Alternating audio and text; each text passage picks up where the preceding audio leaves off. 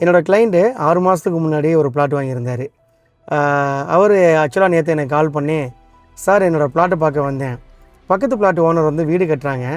So என்னோடய பிளாட்டோட boundary மெஷர்மெண்ட்லாம் கரெக்டாக இருக்கான்னு செக் பண்ணணும் சார் அப்படின்னாரு. ஜென்ரலாக ஒரு பிளாட் ஓனருக்கு வரக்கூடிய ஒரு சின்ன சந்தேகம் தான். ஏன்னா பிளாட்டு வாங்கியிருப்பாங்க, ரொம்ப நாளாக இருக்கும். பக்கத்தில் ரெசிடென்ஷியல் வந்திருக்கா, இல்லை பக்கத்தில் வீடு கட்டும்போது நம்ம பவுண்ட்ரி ஏதாவது மிஸ்மேட்ச் ஆகிருக்கா அப்படின்ற மாதிரி டவுட்ஸ்லாம் வரும். வாங்க போய் சைட்டை போய் பார்த்துட்டு சாரோட பிளாட்டை அப்படியே செக் பண்ணிடலாம். ஓகே, இப்போ நம்ம சைட்டுக்கு வந்துட்டோம்.